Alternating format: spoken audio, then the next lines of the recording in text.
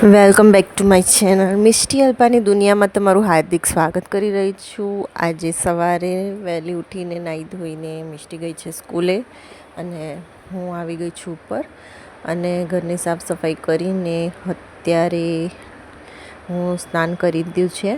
ફટાફટ માથું વળાઈને હું આજે મારું દિનચર્યા સ્ટાર્ટ કરવાની છું. તો ફ્રેન્ડ્સ, ફટાફટ તૈયાર થઈ રહી છું. તૈયાર એટલે નોર્મલી બેઝિક ખાલી પાવડર લગાવીને ચાંદલો લગાવીને હવે હું જઈશ પૂજા માટે.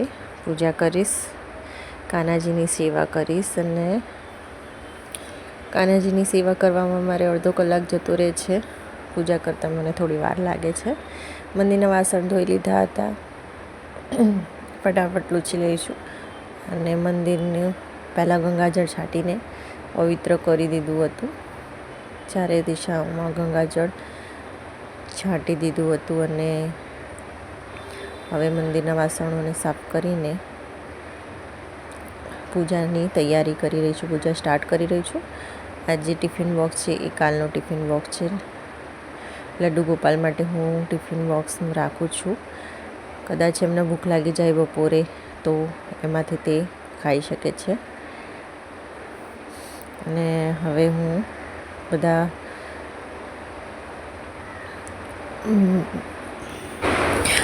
ફરીથી ટિફિન બોક્સ એમનું ભરીશ અને એમને આજના દિવસ માટેનું બોક્સ ટિફિન તૈયાર કરી રહી છું.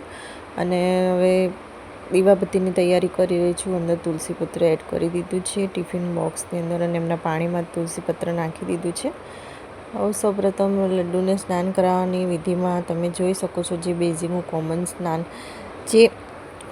જે રીતે બધા જ પૂજા કરતા હોય છે એમાં કંઈ મારી પૂજાને કંઈ એવી ખાસ હોતી નથી, પણ એક સેવા છે ભગવાનની જે નોર્મલી જનરલી બધા કરતા હોય છે, જે થોડું તમારી સમક્ષ શેર કરવાનું મને સારું લાગે છે. એટલા માટે હું દિનચર્યા મારા ગોપાલની શેર કરું છું.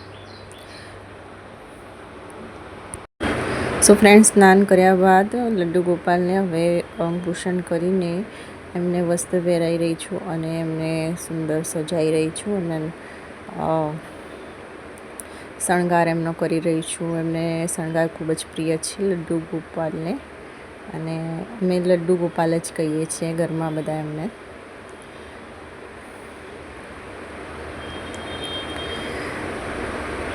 ત્યારબાદ શંખમાં જળ ઉમેરીને નવું જળ ઉમેરીને રોજ હું શંખનું જળ બદલું છું અને જળ ઉમેરીને એમને આરતી ઉતારીશ.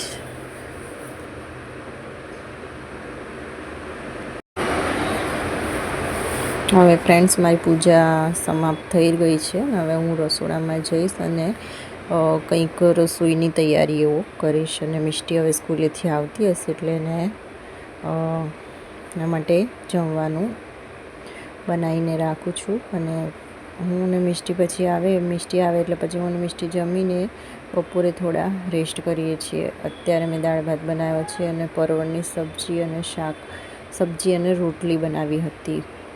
મિષ્ટીને પરવળનું શાક થોડું ઓછું ભાવે છે એટલે મેં એના માટે થોડું દાળ ભાત તૈયાર કર્યો હતો. સો ફ્રેન્ડ્સ, તમે પણ આવી જાઓ જમવા માટે.